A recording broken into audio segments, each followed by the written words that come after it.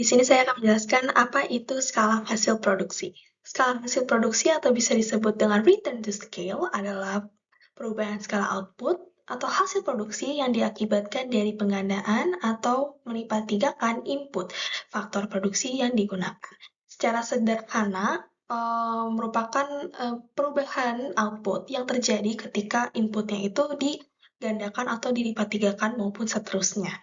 Nah, dari penggandaan input tersebut ada 3 kemungkinan hasil produksi yang terjadi, yaitu yang pertama adalah skala hasil konstan, skala hasil menurun, dan juga skala hasil meningkat. Yang pertama adalah skala hasil konstan atau constant return to scale, di mana kondisi ini terjadi saat input dan juga output itu tetap sama walaupun inputnya sudah ditingkatkan 2 kali lipat dan seterusnya. Misalnya pada awalnya kapital atau K-nya 3 dan juga labor atau tenaga kerjanya 3, lalu hasilnya 100, dan saat di 2 kali lipatkan K dan L-nya, hasilnya itu ternyata 200. Nah, kondisi ini dapat disebut skala hasil konstan karena hasilnya tersebut sesuai dengan input yang sudah dilipat gandakan. Selanjutnya adalah skala hasil meningkat atau increase return to scale, di mana kondisi ini terjadi saat kenaikan input menghasilkan output yang lebih besar dari kenaikan tersebut.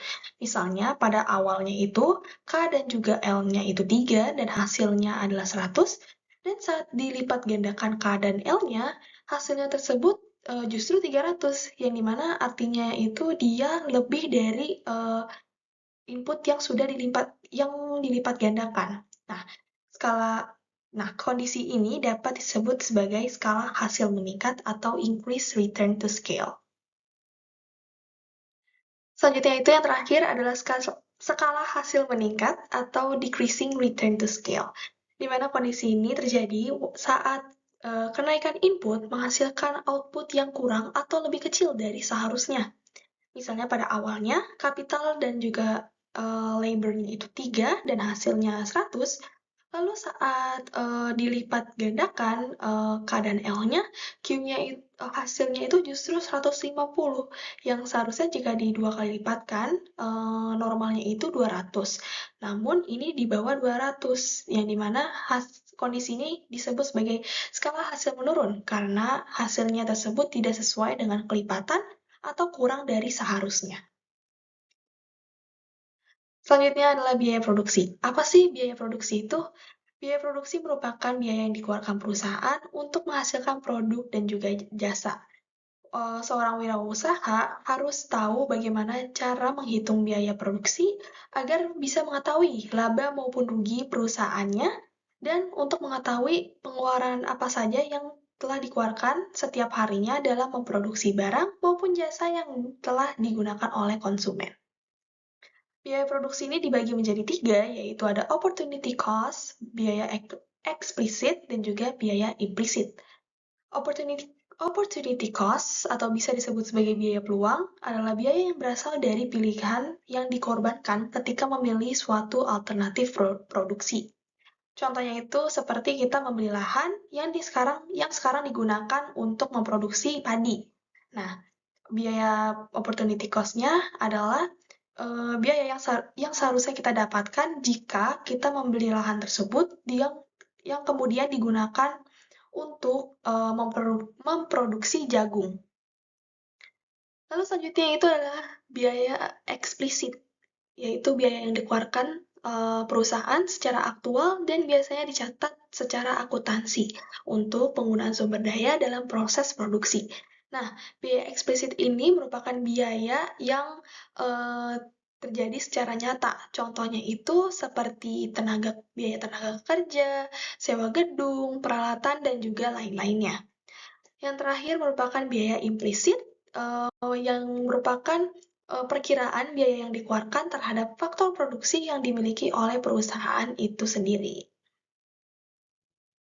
Baik, di sini saya akan menjelaskan tentang biaya produksi jangka pendek. Biaya produksi terdapat dua bagian, yaitu jangka panjang dan jangka pendek. Saat ini saya akan menjelaskan jangka pendek terlebih dahulu. Biaya produksi dalam jangka pendek adalah jangka waktu di mana sebagian faktor produksi tidak dapat ditambah jumlahnya. Yang pertama ada biaya overhead tetap. Biaya overhead tetap, biaya yang tidak langsung berhubungan dengan proses produksi serta jumlah pun senantiasa tetap.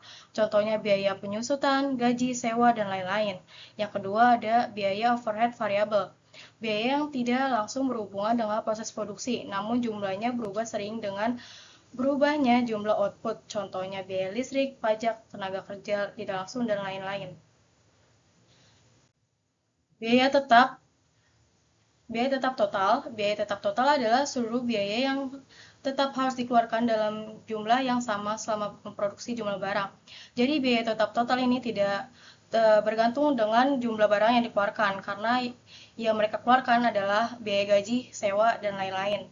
Di sini ada contohnya di quantity 5, mereka mengeluarkan 30.000 dan seterusnya.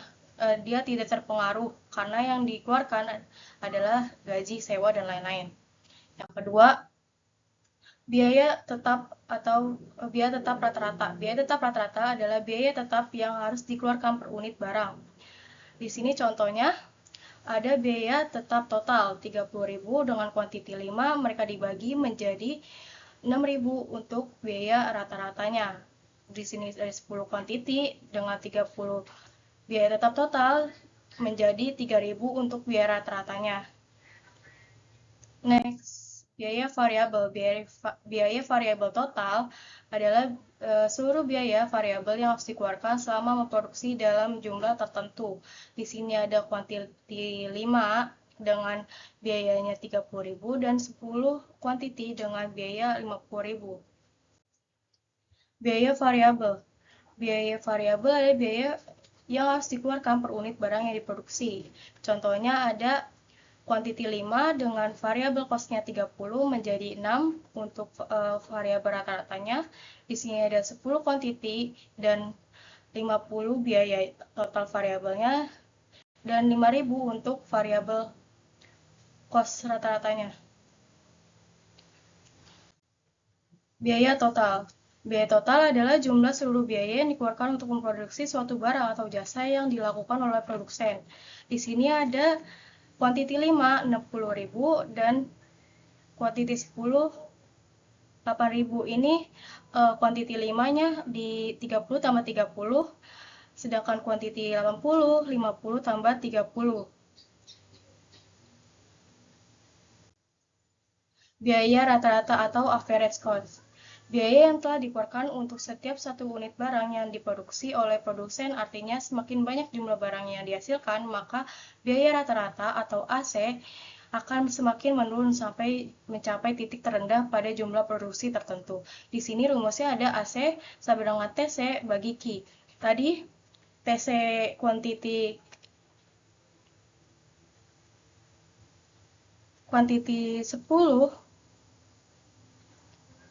10 sama dengan 80 bagi 10 sama dengan 8.000. Dan TC kuantiti 5, 30 dibagi 5 sama dengan 12. Biaya marginal. Biaya marginal adalah perubahan biaya total delta CT jika produksi ditambah atau dikurangi suatu unit. Dengan kata lain, biaya marginal atau MC adalah tambahan atau pengurangan biaya jika produsen menambah atau mengurangi suatu unit produksi. Di sini rumusnya adalah MC sama dengan delta TC bagi delta Q. Di sini MC-nya adalah tadi TC kuantiti 5 adalah 60 dan kuantiti 10 sama dengan 80. Mereka berdua dikurangi menjadi 20, lalu kuantiti 5 ke kuantiti 10 adalah 5. 20 bagi 5 sama dengan 4.000. Lanjut. Biaya produksi jangka panjang. Biaya produksi jangka panjang adalah biaya yang dikeluarkan oleh perusahaan yang memproduksi barang atau jasa ketika semua input produksi dapat disesuaikan. Biaya produksi jangka panjang merujuk pada semua pengeluaran total yang dikeluarkan perusahaan dalam waktu yang cukup lama. Pertimbangan biaya produksi jangka panjang ada 3, yaitu skala ekonomi, skala disekonomi, lalu kurva biaya rata-rata jangka panjang. Lalu yang pertama ada biaya total jangka panjang atau long run total cost (LTC). Biaya total jangka panjang atau long run total cost merupakan biaya yang dikeluarkan untuk memproduksi seluruh output dan semua bersifat variabel. Di sini rumusnya adalah LTC sama dengan LVC. Keterangannya adalah di sini. Lalu, contoh soalnya, sebuah perusahaan memiliki biaya tetap jangka panjang sebesar 80 juta. Berikut dalam biaya variabel total pada berbagai tingkat produksi dalam jutaan rupiah. Di sini ada produksinya 10 unit dan biaya variabelnya 40. Dan 20 unit sama dengan 70 untuk variabel totalnya.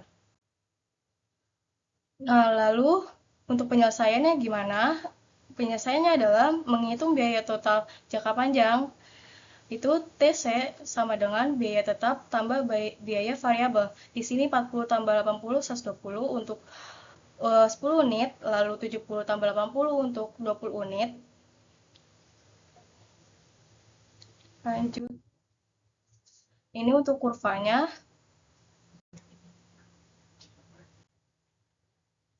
Biaya rata-rata jangka panjang, long run total cost, biaya rata-rata paling minimum untuk berbagai tingkat produksi apabila perusahaan dapat selalu berubah kapasitas produksinya. Biaya rata-rata dihitung menggunakan rumus LAC sama dengan ETC per Q. Contoh soalnya, sebuah perusahaan memproduksi barang dengan biaya tetap jangka panjang sebesar 100 juta. Setiap peningkatan produksi menambah biaya variabel sebagai berikut. Kuantitas unit 10 unit, biaya variabelnya 50, 20 unit sama dengan biaya variabelnya 80. Lalu penyelesaiannya bagaimana? Penyelesaiannya adalah TC tambah biaya tetap dan biaya variabel, ditambah biaya variabel. Seperti tadi, 50 tambah 10 untuk 10 unit, 80 tambah 100, maksudnya 50 tambah 100, 150 untuk 10 unit. 80 tambah 100 sama dengan 180 untuk 20 unit. Next. Nah, untuk menghitung rata-ratanya adalah TC bagi jumlah produksi.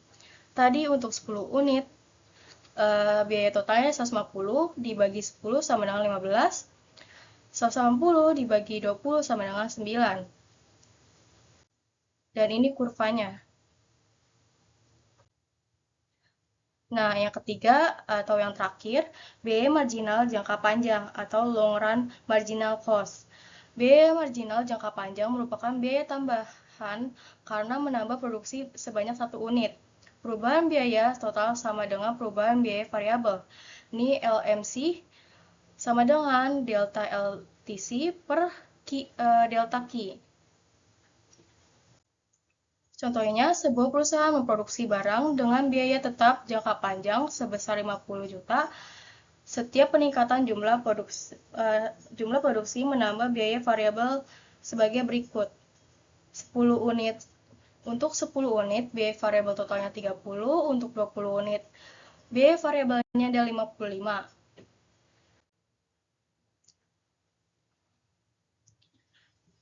Penyelesaiannya sama kayak tadi, yang pertama dan kedua. 30 tambah 50 sama dengan 80 untuk 10 unit, 55 tambah 50 sama dengan 105 untuk 20 unit. Nah, MC sama dengan biaya total akhir dikurang biaya total awal dibagi delta Q. Nah, biaya total awal adalah dari unit 10 ke unit 20 sama dengan 80 dan biaya total akhirnya adalah 105.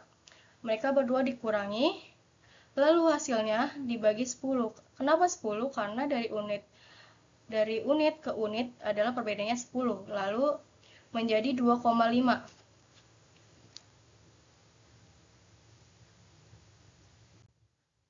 Dan ini untuk kurvanya. Oke, kita lanjut ke materi selanjutnya yaitu keputusan output perusahaan pada jangka pendek.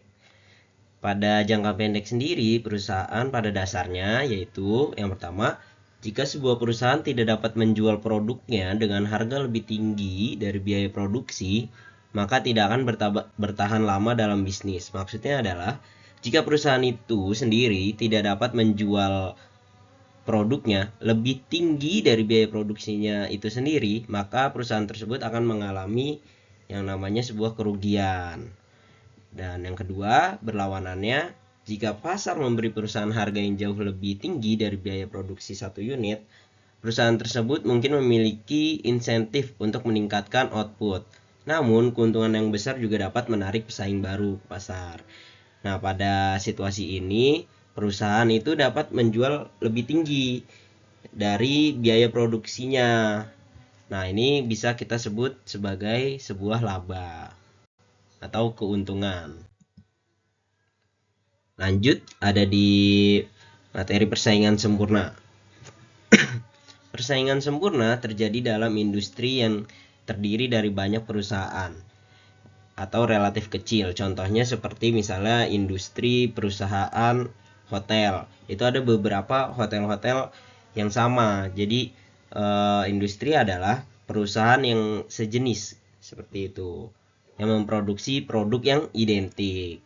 Setiap perusahaan menerima harga sebagaimana ditentukan di pasar oleh hukum penawaran dan permintaan dan hanya memutuskan beberapa banyak yang akan diproduksi dan bagaimana cara memproduksinya.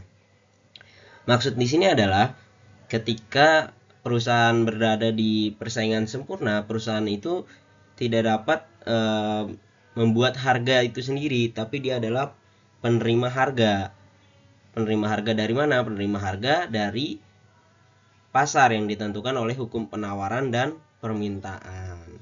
Seperti contoh yang ada di sini, hukum penawaran dan permintaan itu bertemu di harga 6 atau yang kita bisa sebut sebagai harga equilibrium atau harga keseimbangan.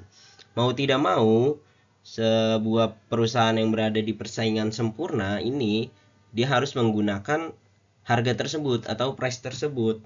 Dia hanya bisa menentukan berapa banyak kuantitas yang diproduksinya dan bagaimana cara memproduksinya. Seperti itu. Oke, kita lanjut ke penerimaan total atau TR, total revenue. Nah, apa sih penerimaan total ini? Penerimaan total adalah laba adalah selisih antara penerimaan total dan biaya. Jadi penerimaan total itu jumlah total yang didapatkan perusahaan dari penjualan produknya. Nah, itu bagaimana cara menghitungnya? Penerimaan total dapat dihitung ketika mengetahui harga dan kuantitas. Contohnya, dengan harga 10.000 dan kuantitasnya 10, maka penerimaan totalnya itu adalah 100.000 begitu. Yang kedua ada penerimaan marginal atau marginal revenue. Penerimaan marginal adalah penerimaan tambahan yang diterima perusahaan ketika perusahaan meningkatkan outputnya sebanyak 1 unit tambahan. Misalkan jika perusahaan yang memproduksi 10.521 unit output per bulan meningkatkan outputnya menjadi 10.522 unit per bulan, perusahaan tersebut akan memperoleh pendapatan tambahan setiap bulannya. Nah, pendapatan tambahan inilah yang disebut dengan penerimaan marginal. Pendapatan yang terkait dengan unit ke 10.522 ini adalah harga jual satu unit itu tersebut. Seperti itu. Selanjutnya adalah membandingkan biaya dan pendapatan untuk memaksimalkan keuntungan.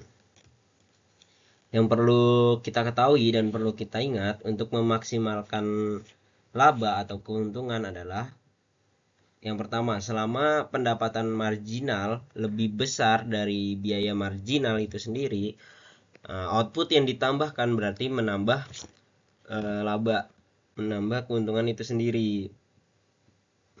Dan yang kedua adalah untuk memaksimalkan laba, perusahaan pada pasar sempurna akan berproduksi hingga titik di mana harga output sama dengan biaya marginal jangka pendek atau yang kita sebut sebagai marginal revenue sama dengan marginal cost. Itu adalah tingkat output maksimal laba untuk semua perusahaan di pasar sempurna, persaingan sempurna. Nah, ini ada yang kiri ini ada keadaan industri atau keadaan pasar ketika supply dan demand bertemu di harga 5. Nah, mau tidak mau sebuah perusahaan yang terdapat di persaingan pasar sempurna itu harus menggunakan harga 5 tersebut. Kenapa demikian? Karena ketika persaingan sempurna itu perusahaan tidak sebagai pembuat harga, melainkan perusahaan tersebut sebagai penerima harga. Jadi mau tidak mau menggunakan harga 5 tersebut. Nah, perusahaan hanya dapat memilih berapa banyak outputnya dan bagaimana cara mengeluarkan produknya. Kalau di sini kita bisa lihat ada 100 output, 250 output, dan 300 dan 340. Di titik manakah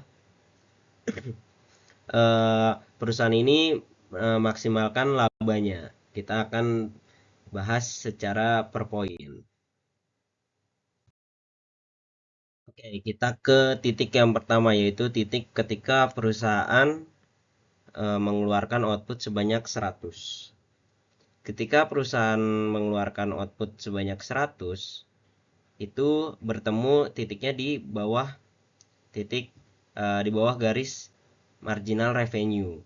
Nah, untuk titik marginal cost-nya ada di sini dengan nilai 2,50 dengan kuantitas 100. Nah, kalau kita hitung secara matematis, total revenue yang didapatkan ketika di sini itu adalah 500. Dengan 100 dikali price-nya itu 500. Dan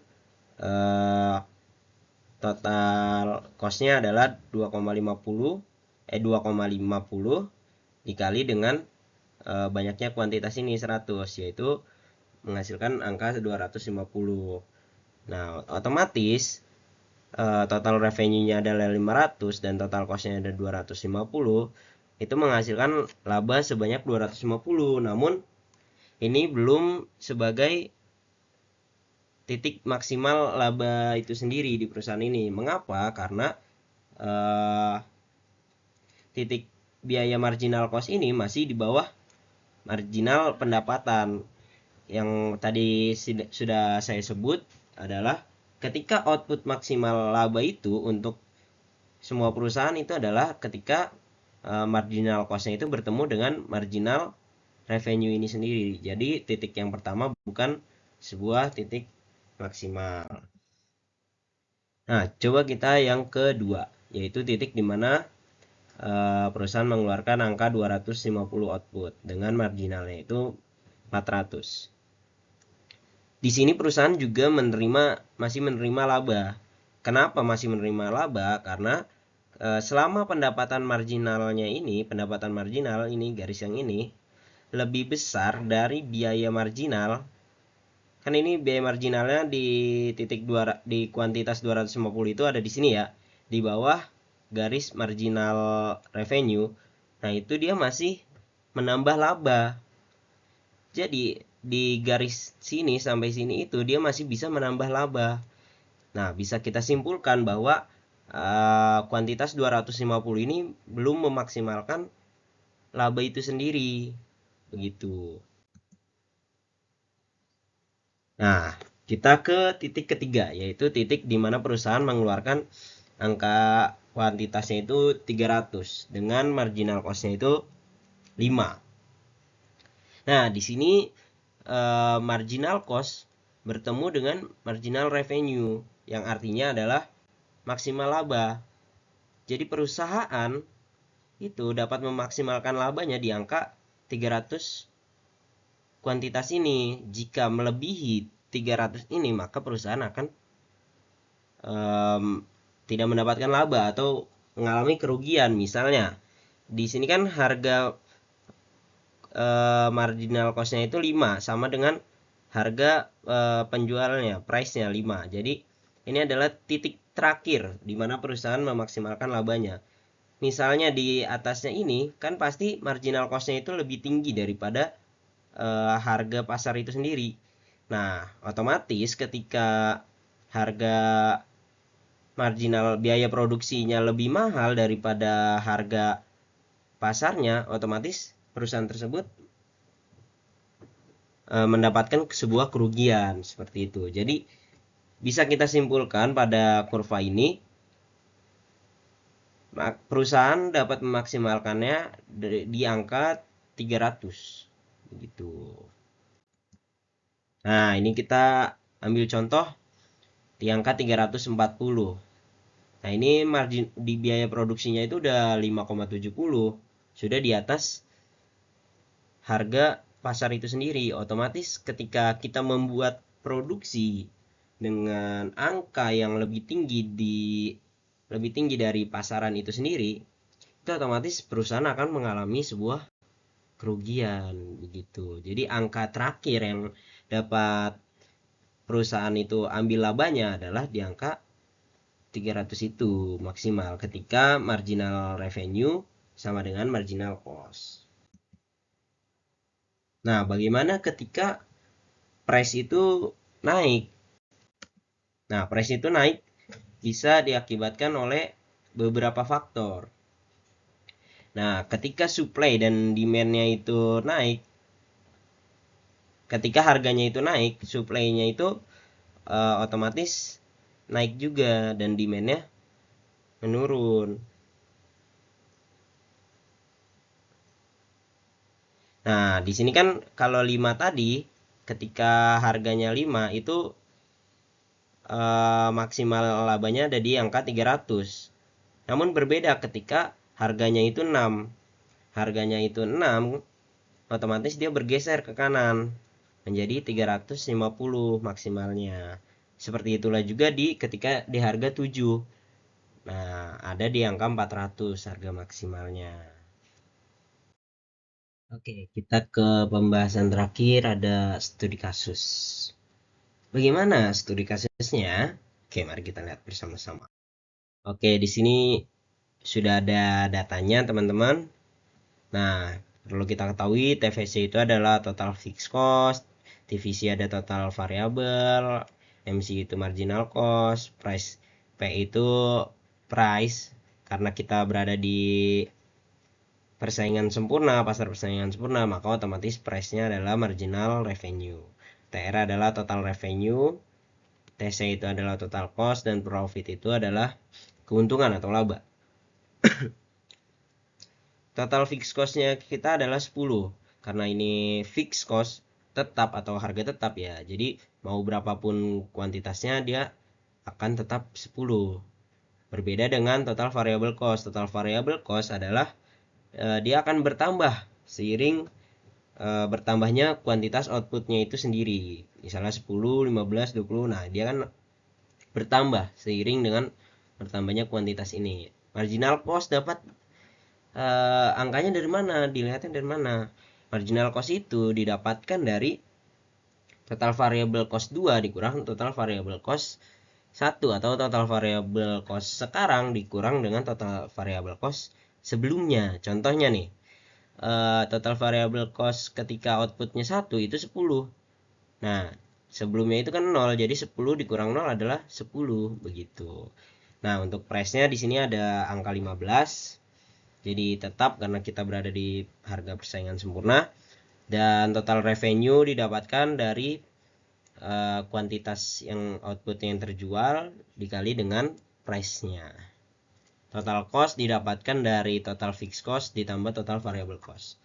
Dan profit itu didapatkan dari total revenue dikurang total cost. Nah, kita cari tahu nih, yang mana sih yang sebuah memaksimalkan laba itu di output keberapa? Coba kita lihat dari yang pertama. Ketika outputnya 0, total fixed cost-nya tetap 10 karena ini adalah biaya tetap gitu. mau kuantitasnya berapa ya udah tetap 10. Nah, karena tidak ada penerimaannya 0 di sini, otomatis tapi bebannya tetap ada, biayanya tetap ada 10. Yang dari TVC ini 10 ditambah 0 kan masih 10. Nah, profitnya adalah minus 10 karena tidak ada penerimaan. Total revenue-nya adalah 0 dikurang total cost-nya adalah 10. Jadi minus 10. Jadi bisa kita katakan bahwa poin nomor 1 ini belum memaksimalkan laba atau masih rugi malah. Seperti itu. Coba kita ke kuantitas 1. Kuantitas 1 itu total variable cost-nya adalah 10, lalu marginal cost-nya 10 dan harganya tetap 5. Total revenue-nya 15 karena kuantitasnya 1 dikali harganya 15, dan total cost-nya 20 didapatkan dari total variable cost ditambah total fixed cost, 10 tambah 10 20. Nah, profit adalah total revenue dikurang total cost. Total revenue-nya adalah 15 dikurang total cost-nya berapa? 20. Ternyata masih minus 5, masih rugi gitu, masih rugi di output ke 1 ini. Jadi output ke 1 bukan memaksimalkan laba. Coba kita lihat di output 2, di output kedua. Ketika output kedua, total variable cost-nya itu naik menjadi 15, yang tadinya sebelumnya adalah 10. Dan total revenue-nya otomatis naik karena yang terjual adalah 2. 2 dikali 15 adalah di sini 30. Nah, di sini total revenue-nya lebih besar daripada total cost-nya, yaitu 30 dikurang 25. Itu dengan harga atau labanya itu didapatkan angka 5. Apakah ini sudah merupakan maksimal laba? Coba kita hitung di kuantitas ketiga. Di kuantitas ketiga, total variable cost-nya naik menjadi 20. Otomatis total cost-nya juga naik, 20 ditambah 10 menjadi 30. Dengan total revenue-nya 45, yaitu 15 dikali 3. Nah, di sini 45 dikurang 30 menghasilkan laba sebesar 15. Apakah ini merupakan laba terbesar yang diperoleh atau yang bisa diperoleh oleh perusahaan itu sendiri? Belum ternyata. Nah, kita lihat di angka kuantitas output keempat atau dengan kuantitas keempat gitu.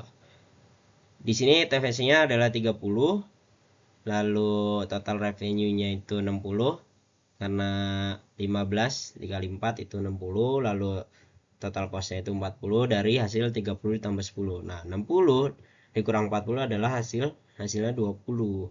Nah, ini merupakan laba tertinggi dari perusahaan ini sendiri. Nah, di kuantitas ke-4. Nah, kalau kita tidak percaya, coba kita hitung di kuantitas kelima. Di kuantitas kelima, harganya itu tetap 15. Dengan total fixed cost-nya juga masih 10 dan total variable cost-nya adalah 50. Otomatis total cost-nya itu berada di angka 60 dari 50 ditambah 10. Nah, total revenue-nya berapa? Total revenue-nya adalah 75 dari 15 dikali 5. 75 dikurang 60 adalah hasilnya 15, malah ternyata turun. Nah, ini membuktikan bahwa perusahaan tidak selalu mendapatkan untung ketika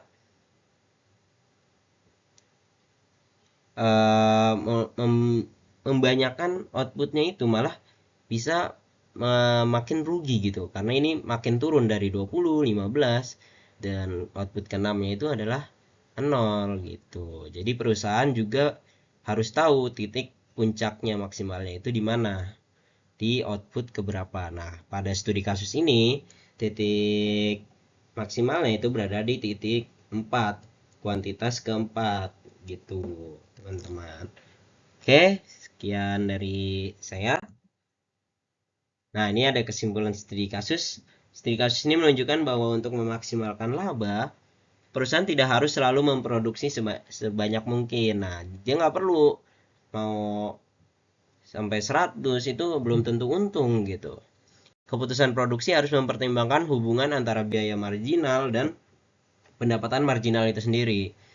Jika produksi melebihi titik optimal, laba akan menurun bahkan bisa menjadi nol seperti pada yang tadi, yang kuantitas 6.